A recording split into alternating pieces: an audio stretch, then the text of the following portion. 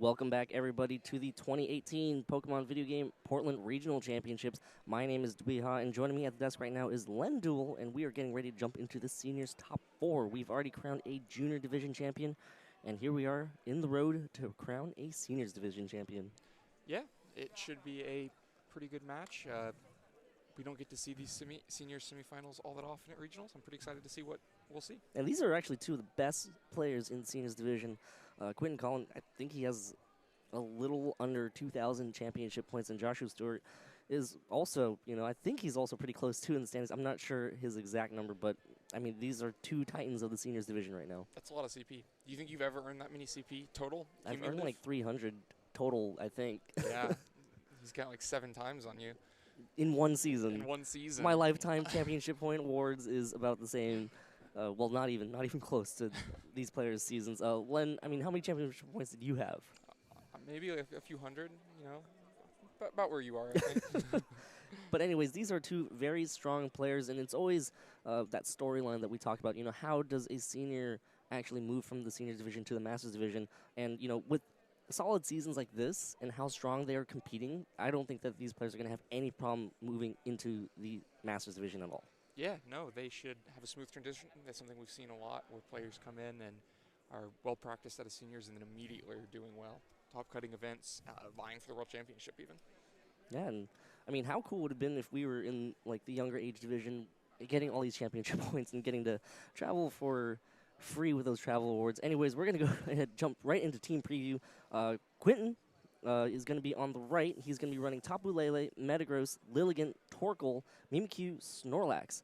On the left, Josh is going to be running Togedemaru, Snorlax, Tapu Fini, Landorstarian, Cresselia, and Charizard.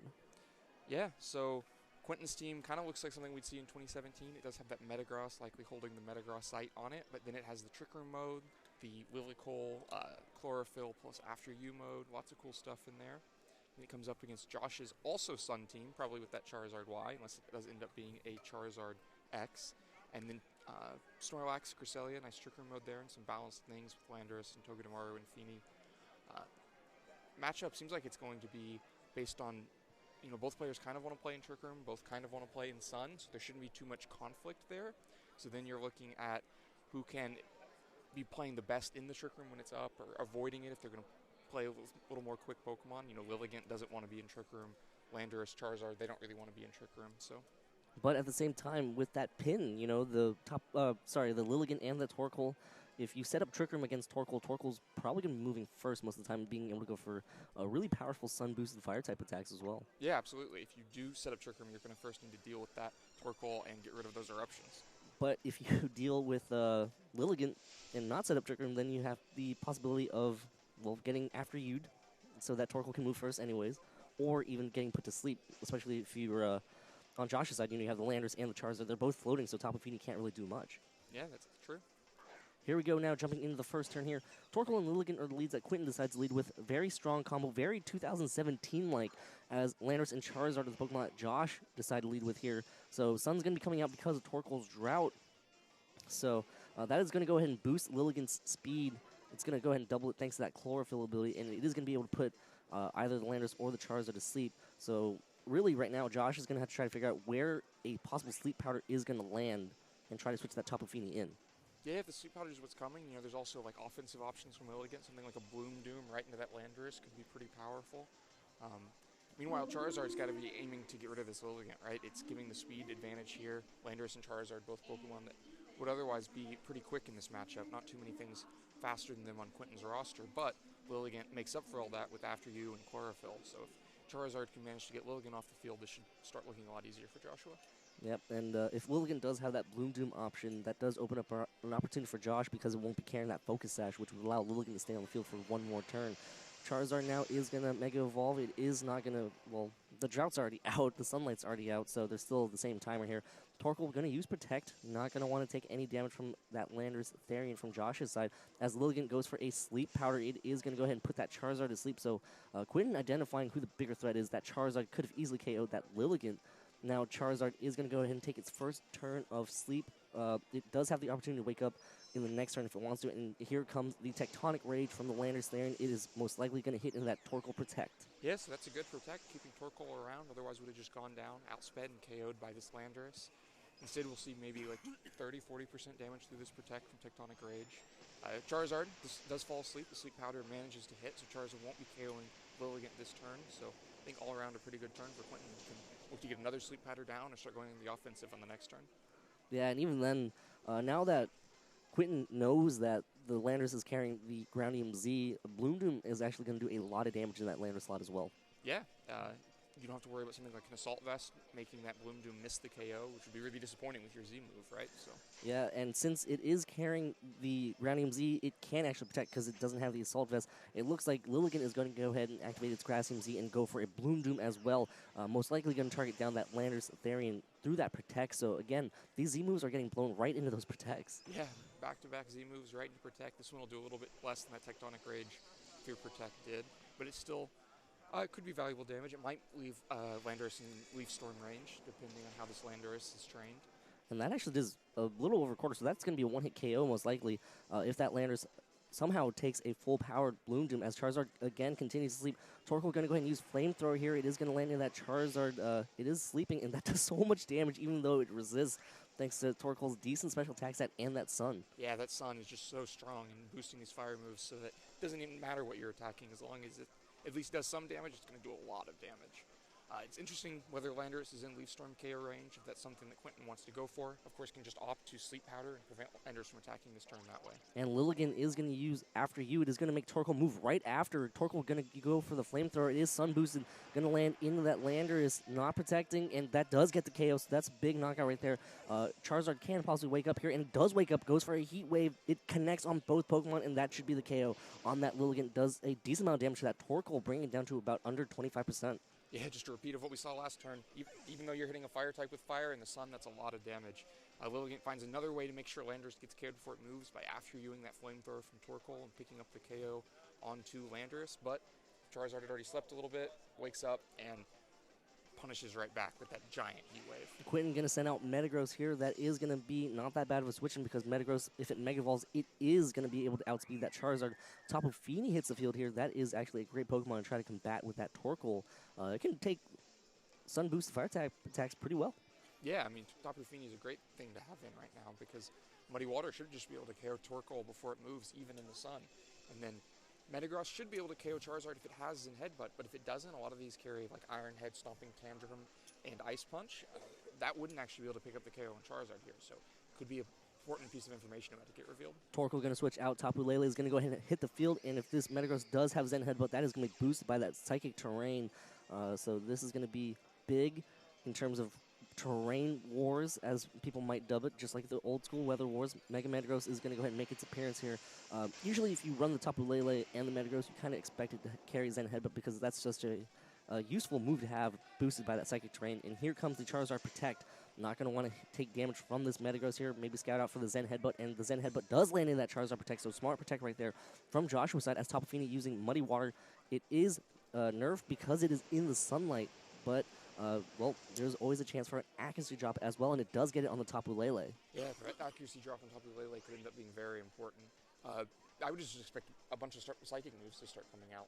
Nothing to really stop that on Joshua's side.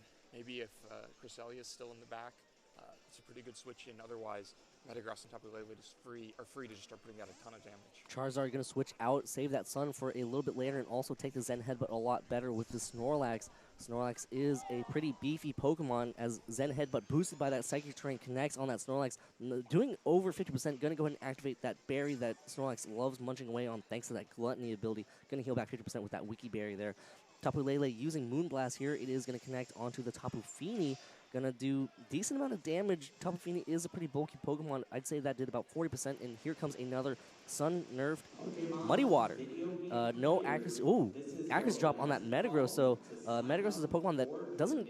I mean, Zen Headbutt isn't the most accurate move, so that accuracy drop could be pretty big. Yeah, you already don't like having to click that Zen Headbutt button every turn and rely on that 85% accuracy. Now it's even lower because of that Muddy Water accuracy drop. Snorlax looking pretty healthy despite taking that giant Zen Headbutt. Gluttony is so strong at keeping Snorlax sticky on the field.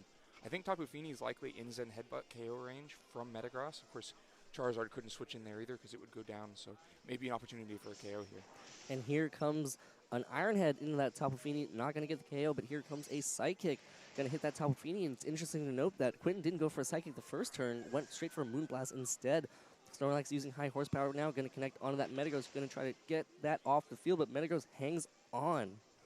Yeah, we see the Iron Head come out, probably not wanting to risk that miss, especially once your accuracy is dropped, and so just relies on Iron Head plus Psychic to double up and get the KO into Tapu Fini, get it off the field. Now you have Psychic Train, for the rest of the game if you want it. Yeah, and this is great board position right here for Joshua and it's also really smart of him to realize, I need the Sun for later on. I'm going to go ahead and reset Charizard's drought and get 5 more turns of that Sunlight. That's so important to Charizard. Yeah, Charizard does still have to worry about that Metagross and Headbutt coming out, though. Metagross actually using Protect, maybe trying to bait out the Protect from that Charizard, as Tapu Lele also going to follow suit and Protect as well, so not going to want to take any damage and try to figure out what Josh is actually going for, but Charizard stays out on the field, doesn't Protect, and goes for a Heat Wave into this double Protect, and Snorlax now going to go for a high horsepower into that Metagross, so this actually opens up the opportunity for Josh to protect that Charizard to try to deal with that Metagross. Yeah, I think you're absolutely right. Both those Protects were looking for the Charizard Protect, makes that Zen Headbutt onto Charizard feel a lot more comfortable on the next turn. Instead, Charizard just goes for that Heat Wave, tries to pick up all the damage, and so now you have to worry about whether Charizard protects or not again this turn. And even then, the accuracy drop is going to be pretty big because that Zen Headbutt, it's not the most, I guess I'd say, it's not the best option. It's the best option, but it's not the most reliable. Metagross now using Zen Headbutt actually lands into that Snorlax. So Charizard is going to be able to go for a Heat Wave here. It is going to be able to connect on that Metagross and get the KO. Really, I think Quentin right there was expecting Charizard to protect. I think so. I think 2 turns in a row he was looking for that Charizard Protect. Neither one happened, and so that Heat Wave comes out and gets 2 big KOs. And Snorlax high horsepower is into nothing as the weirdness disappears from the battlefield. So that is gutsy move by Josh to just leave that Charizard even in the face of danger with that Mega Metagross, and Torkoal's now going to hit the field, but it's so heavily damaged that it just doesn't have any offensive output. No, I mean, Charizard should be able to just outspeed and KO this Torkoal, even if it takes a fire move again onto a fire type. So yeah, just that one turn of kind of misprediction there of expecting Charizard to protect, and things go so wrong so quickly. Charizard using Heat Wave, it does connect. That's going to be a full power Heat Wave, but it's not going to matter anyways. That KOs the Torkoal. And Joshua Stewart is 1 win away from moving on to the finals here of the Seniors Division at the Portland Regional Championships. Yeah, a really well played game by him. He preserved his Charizard, get that Sun back up, weathered through the first few turns with Charizard having to fall asleep, and found his opportunity at the end of the game. So now Quentin's going to have to try to figure out what kind of adjustments he has to make in order to deal with it. He started off very strong. He KO'd the Landorus Therian before he could do many Landorus Therian type tricks, protected in that Tectonic Rage, just KO'd it outright before it could do any real damage or even cycle those Intimidates. Yeah, I mean, I don't think Quentin needs to change up too much. I think he's on the right track. That Tapu Lele Metagross combination is so powerful against Joshua's roster. If he doesn't bring Cresselia, he's just going to be taking so much damage from the Psychic attacks every turn, and Cresselia isn't really all that useful otherwise. The Lilligant Torkoal lead didn't do all that much itself. Maybe there's some other option there, but if they're still so valuable, they can give you so much momentum so quickly that I wouldn't see much reason to change it, because it also lets you kind of buffer through the early part of the game so that when you do put down that Psychic Train, maybe you've already forced Tapu Fini onto the field, or maybe even just KO'd 2 Pokemon so that you know your Psychic Train is going to stick. Yeah, and one big threat that Quentin's going to have to try to target down a little bit harder is going to be that Charizard, Lilligant and Torkoal can't really do much to Charizard. Yes, the Sun boosted fire type attacks are doing a good amount of damage, but you need something to be able to hit hard and possibly even get the KO on that Charizard. You can't just rely on sleep. Yeah, I mean, he had the opportunities to hit hard. It was just mostly that misprediction looking for the Protect. That Zen Headbutt in Psychic Train should do so much damage, especially if you can just get that little chip like we saw the Torkoal Flamethrower earlier in the game, then you have the KO whenever you need it. So I think that should be a fine path forward for him in these game 2 and maybe even 3. And here we go now, jumping into game 2 between these 2 titans of the Seniors Division, Joshua Stewart versus Quentin Colin. And, oh boy, here we go, Len. Both players now getting ready to send out their Pokemon. Snorlax didn't even have to set up. Using that high horsepower already did so much damage to that Metagross, and just getting a little chip damage here and there kind of really threatened Quentin's Metagross. Lilligant and Mimikyu are the leads that Quentin decides to go with. as Landorus and Charizard are the same Pokemon that Josh decides to lead with. Yeah, it's an interesting dynamic here. This Lilligant's out on the field without Chlorophyll, but up against a Charizard Y. If that Charizard Y Mega Evolves, then Lilligant will have Chlorophyll starting the next turn. Instead, Mimikyu's on the field for Torkoal, maybe threatening a Trick Room setup. You have to worry about the Snorlax coming out of the back for Joshua, but could be an interesting way to change the momentum early in this game. And one of the things about Snorlax is once you get a set up Snorlax in Trick Room, pretty much you're hoping to streamline 1 KO per turn with that Snorlax with a powerful Frustration or return. If it is that Belly Drum variant, some of these Snorlaxes are the more bulky, setting up their defenses just as much as their offenses and looking to play a much longer game. Without such an aggressive Trick Room mode in Joshua's team, it's definitely possible there's something like that here.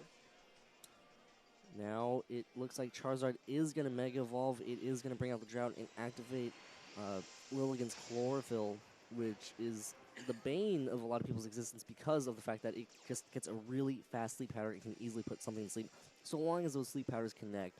And here we go, Charizard using Overheat, no Protect from that Lilligant at all.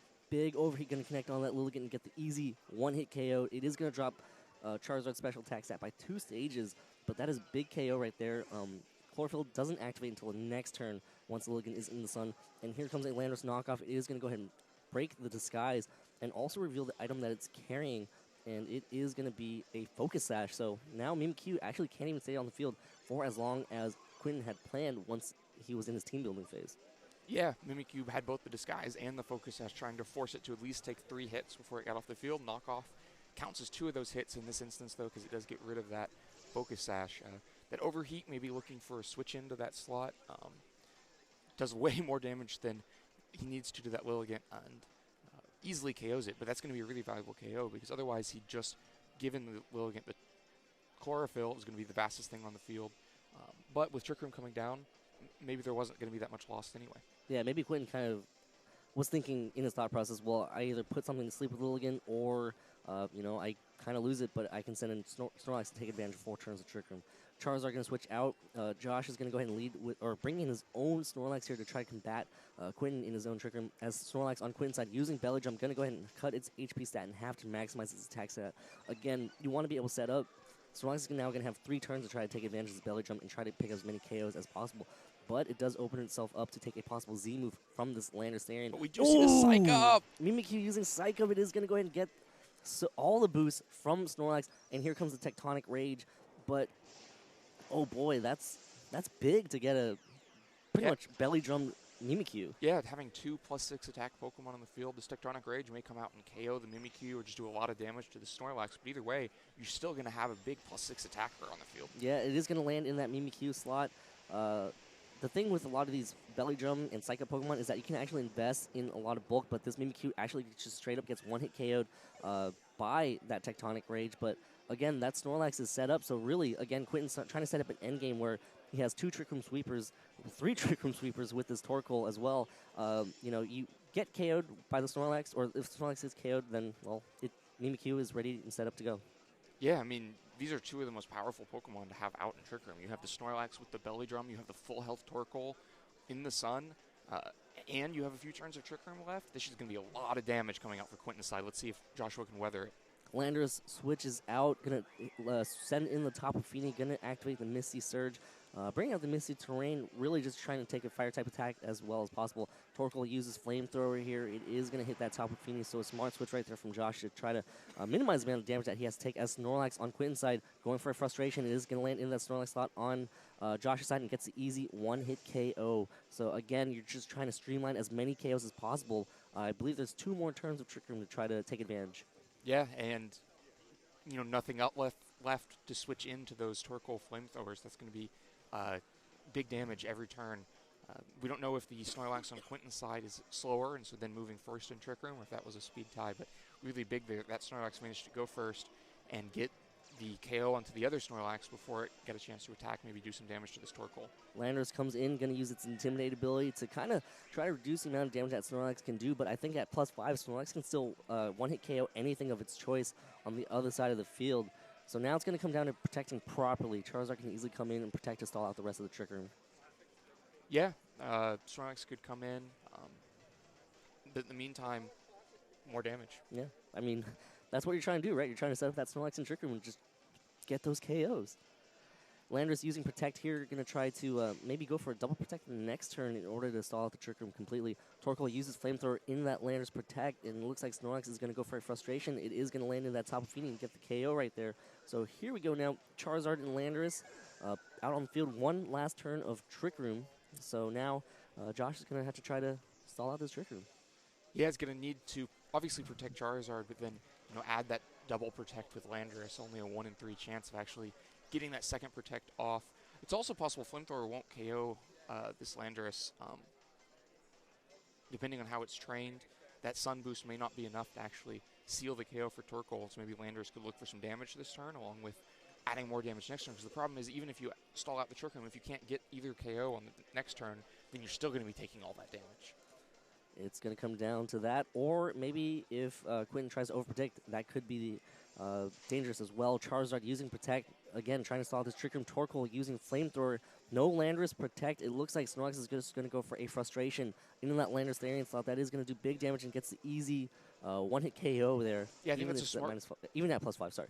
Yeah, I think that's a smart play from Quentin, not risking that Flamethrower might not KO that Landorus. Instead, Frustration at +5 is going to KO that Landorus. So get the KO on the Pokemon that may not even protect at all, and if it does try to protect, it's not going to likely be able to manage it. Now Charizard's on the field alone against Snorlax and Torkoal, and the Sun just ran out. Yeah, so the Overheat won't be doing that much damage at all. Might not even get the KO on the Snorlax. I feel like a lot of players will probably train the Snorlax to survive Sun-boosted Overheat. Yeah, I think even in the Sun it wouldn't have it, so without the Sun, Snorlax should be comfortably able to survive and then counter for the KO with Frustration. Yep, and here we go, Charizard using Heat Wave. It is going to connect on both Pokemon, but it's too late because this Snorlax is all set up. Going for a Frustration here. Going to hit that Charizard, and that is the easy one-hit KO. So now it is 1-1 going into Game 3 here at the Portland Regional Championships, top 4 in the seniors. Yeah, such a different game than the first one. Quentin going aggressively into that Trick Room mode, managing to, at different points, have +6 Snorlax on the field, +6, though very briefly, +6 Mimikyu on the field, and then that Torkoal in the Sun.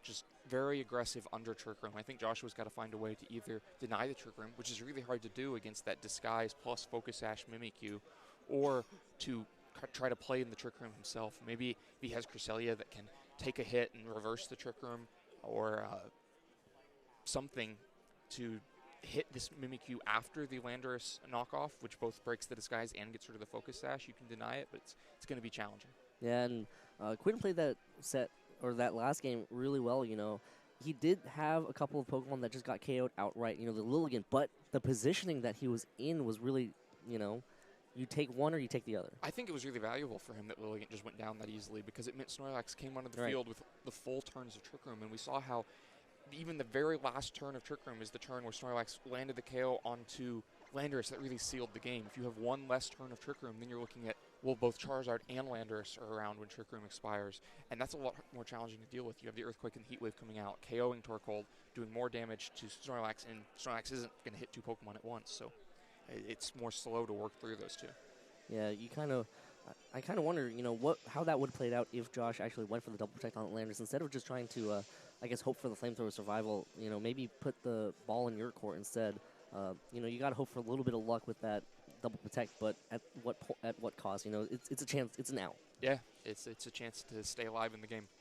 Here we go now, jumping into Game 3. Josh is going to lead Landorus and Charizard. It worked for him in Game 1, not so much in Game 2, so maybe he has some adjustments in the back, or maybe, the 4 Pokemon he's chosen are just the best options, and it looks like Metagross and Tapu Lele are the leads that Quentin decides to go with. Again, changing it up. Yeah, changing back to what he tried to use in Game 1. It wasn't as a lead, but in the back he had that Lele and Metagross combination. Left it at home for Game 2, but now has it out in a really aggressive position again. We do know that Landorus is holding the Ground DMZ. Don't have to worry about Scarf Landorus here, so once this Metagross Mega Evolves, it will be the fastest thing on the field and at full attack, because it had that Clear Body this turn to deny that Intimidate. So going to be threatening just a massive Zen Headbutt and Psychic Terrain. Of course, Tapu Fini could come in, try to weaken that, but Tapu Fini doesn't really like taking that Zen Headbutt either, so it would be a lot of damage coming out on the field no matter what. Of course, if you allow a Heat Wave, we saw what happened when Metagross and Tapu Lele took a Heat Wave in Game 1, so you've got to be very careful of that. Charizard going to switch out. Tapu Fini is going to come right in. Going to change that terrain, which is going to reduce the amount of damage that Zen Headbutt and the Psychic will do from the Tapu Lele. as the Misty Terrain hits the field. Metagross is going to Mega Evolve. You know, one of the things with Metagross is that you kind of have to choose your coverage move. Do you want Zen Headbutt? Do you want Stomping Tantrum? Do you want Ice Punch? You wish you could have all 4 coverage moves, but unfortunately you can only pick 3. So does Metagross even have Ice Punch, as Landorus there and going to protect itself as Metagross goes for a Zen Headbutt? You know, what was that Charizard slot? Still going to do decent damage to that Tapu Fini, and it looks like it's going to be a Shattered Psyche coming out. Yes, that Zen Headbutt doing just fine damage to Tapu Fini, but now I think the Shattered Psyche is coming out towards Landorus. It's going to be really important to this game whether or not the Shattered Psyche manages to KO Landorus. Definitely would have in the Psychic Train, but was Tapu Fini switching in, changing the train enough to change the math on this KO and keep Landorus in the field for another turn? Landorus getting its Psyche broken by this Tapu Lele, but thanks to the Protect and thanks to that terrain change, no damage done whatsoever. So that could have been really bad for Josh if he decided to stay in, but that was actually a smart switch to switch Tapu Fini into that slot and protect the Landorus. Yeah, really smart to change that train, get the Psychic Train off the field, and really weaken this Metagross plus Tapu Lele combination. It's kind of the risk of using it much earlier in the game. It's much easier for your opponent to manipulate their field position and change the terrain on you. Metagross using Zen Headbutt again, landing into that Lander slot, almost getting the KO, but Landorus hangs on. Tapu Lele going to go for his Psychic, double tapping in that Lander slot, getting the KO on that Landorus with a critical hit, Gravy on top. But the important part is that, you know, Josh can't pivot that Landorus in and out anymore to recycle that Intimidate for that Metagross. Muddy Water connects onto both Metagross and that Tapu Lele, doing good damage right there. Spread damage, doing about 40% to each Pokemon. Yeah, that's got to reveal the choice specs, right? We did see Tapu Fini go down to below 25% health and not eat a berry earlier, so it was already looking pretty likely, but that damage should just seal the deal there. Charizard coming back onto the field here, threatening that Heat Wave, which based on the damage we saw to Tapu Lele in Game 1, probably is just 2 KOs if it manages to get it off. And without Psychic Train, Metagross doesn't have the damage to deny it, so Quentin's got to be looking to make a switch and keep something around. And Tapu Lele is forced to switch out. Lilligant going to come right in, going to possibly take a Heat Wave here, which could be very bad. Could be 2 KOs as well. Of course, Metagross has the option to protect, as Charizard is going to Mega Evolve here. Going to bring out the Drought. Going to bring out the, you know, big fire type damage here if it connects with the Heat Wave. Yeah, I would expect that Metagross is going to protect itself, and Lilligant's just here to kind of go down and then have Tapu Lele easily come back on the field. Yep, just to kind of get himself in better position. As Charizard using Heat Wave, it is going to hit in that Metagross Protect, and it can... Oh, Lilligant actually dodges it as Tapu Fini uses Muddy Water. Now that damage output is going to be reduced because of the sunlight, and Lilligant dodges it again. Yeah, Lilligant just dodging everything here. So Lilligant, I think, came onto the field just to take that Heat Wave and go down and give yourself back the Psychic Train. Instead, it comes on the field right as sun comes down, and now it has that Chlorophyll, going to be able to start pressing Sleep Powder. Even in this Misty Terrain, Charizard vulnerable to that Sleep Powder because of its flying type. That would prevent that Heat Wave and keep Metagross around, but a little bit risky. If you do miss the Sleep Powder, only 75% accurate, that Heat Wave could just come out and get 2 KOs. Or you're just Lilligant again, and you just dodge it. Or you can just Bloom Doom this Tapu Fini and switch Metagross, try to keep it around for later and pick up the KO that's more easily attainable with Lilligant right now. Yep, and here we go now. This is going to be a pretty big turn as to what Quentin does. You know, if you're Quentin, you really wish that Lilligant went down. Metagross is switching out. Torkoal comes in, can take that Heat Wave a lot better than Metagross or that Tapu Lele, thanks to that resist. As Tapu Fini switches out, doesn't want to take a Bloom Doom either. Snorlax is going to come in, but again, that's going to be still big damage. So do you go for the Sleep Power or do you go for the Bloom Doom? Put something to sleep. Oh no, just go straight for a Leaf Storm. Oh, that's right. Shattered Psyche Psyche happened. Yeah. Leaf Storm connects on that Snorlax, going to drop Lilligant's special attack stat by 2 stages. Charizard uses Heat Wave here, going to connect on to Lilligant and Torkoal, and that actually gets the KO on Lilligant. No dodge there, as Torkoal takes about 40% from that. So now you got to position yourself again if you're Quentin, right? You want to be able to get both Metagross and Tapu Lele in, and you got to watch out for that Tapu Fini switch. Yeah, I think that really didn't end up working out for Quentin, that Lilligant dodged that Heat Wave. Would have been better for him had Tapu Lele just been looking back on the field. Might have been worth it if that Leaf Storm had landed on a Tapu Fini or Sleep Powder had landed on a Charizard, but because Leaf Storm just ended up landing on the Snorlax, just don't think he got the value out of that Lilligant and out of that big chunk of damage lost on Torkoal that he was looking for. An option here is that Torkoal can switch into the Tapu Lele and then go for the Zen Headbutt. Should be the slowest thing on the field, and so even if Snorlax also switches to Tapu Fini, you'd end up with Psychic Terrain, and if that's enough damage to pick up the KO on Charizard, it could be really big here. And here goes Torkoal, going to switch out. Tapu Lele is going to come right in, but of course Charizard can easily protect as well to try to allow Snorlax that chance to KO the Mega Metagross here. Psychic Terrain is going to go ahead and take the field as Metagross goes for Zen Headbutt, connects on Charizard. Big damage coming out here. That should even be the one-hit KO, and it is, so big knockout right there from Quentin. So much damage, just getting the KO straight away from full health on that Charizard in exchange for just a high horsepower and Tapu Lele. That's a really good trade for Quentin. Yeah, and, interesting to note that, Josh didn't go for the high horsepower in that Metagross slot to try to chip away at it, maybe expecting Metagross to try to attack in that Snorlax slot. Or maybe just looking to outspeed that Torkoal and KO it with high horsepower before it moved instead of allowing that sun-boosted flamethrower. Instead, Tapu Lele takes the field there, and you don't get the value out of the high horsepower that you would have had it landed onto Metagross or Torkoal. And now Tapu Fini is going to come right back onto the field, going to change the terrain yet again. Tapu Lele going to switch out. Torkoal going to come right back in. Torkoal not functioning Trick Room, not as threatening here as Metagross uses Iron Head, going to connect on that Tapu Fini, and there's always that chance to flinch, and no flinch right there. Metagross does dodge the Muddy Water, but again, it is nerfed by the sun.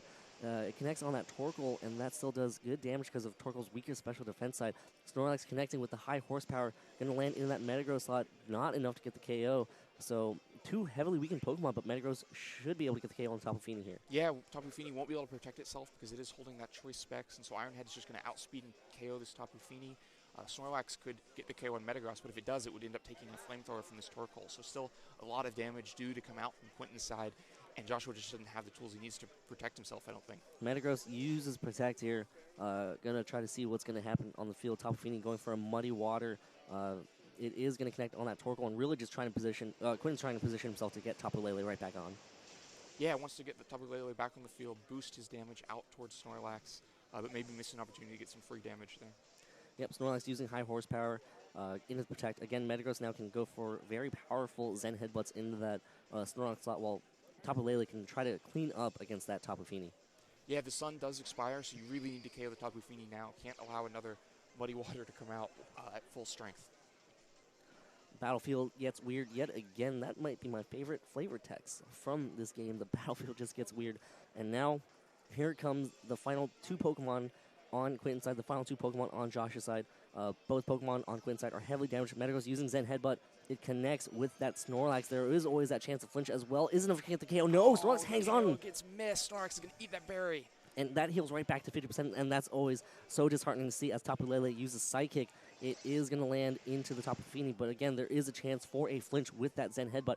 Is Snorlax going to be able to move? It goes for the high horsepower. It does connect on that Metagross, and that is the KO right there. So now Snorlax has to hang on for one more powerful boosted Psychic. Yeah, now it's all down to this. This Psychic coming out from Tapu Lele is going to decide who moves on to the Seniors Finals. If this Psychic can do that 146 damage and pick up the KO on Snorlax, then Quentin moves on. If it doesn't, then that 100% accurate frustration will Here come we out go. and Here get the comes KO. the Psychic. Isn't enough to get the KO on that Snorlax in the weird terrain. Snorlax hangs on and goes for the 31 return. HP. That is a big survival right there, and Josh is going to move on to the finals here in the Seniors Division. So what a finish here in just the top four. Yeah, such a close finish. That Charizard and Snorlax just managing, or Tapu Fini rather, and Snorlax just managing to hang on long enough, get enough damage on the field that Snorlax sticks on the field with 31 HP and brings Joshua onto the finals. Oh boy, that was such an exciting set between these two players. That was actually a really well played set from both players. Great adjustments from both players throughout the entire match. Game one going heavily in Josh's favor because of the strong positioning from Josh, despite the early lead from Quentin. But game two, Quentin kind of adjusted, set up his Trick Room, set up his Pokemon really well. Yeah, it's interesting that he moved away from that Trick Room in game three. It just almost worked out. So aggressive with that Tapu Lele and Metagross. Came out with that different mode, but the Trick Room did work so well in game two. Yeah, and then, of course, going into game three, that was really back and forth, came down to the wire. A lot of strong positioning switching, and then it just comes down to, is Snorlax going to be beefy enough? And that's really the name of the game in 2017 and 2018, right? Yeah. Can you beat Snorlax? Can you beat Snorlax? And the answer for Quentin today was no. The answer for Joshua in game two was no, but only in one of the games. So he ends up moving on to the finals. And that was an exciting set. Joshua, moving on to the finals, he will actually be facing off against Andrew Boudreau. So That's going to be exciting to watch between these two players. We already saw a strong set from Josh, and I expect nothing less from the finals here at the Portland Regional Championships, yeah? Yeah, should be a really great match. We should see more of that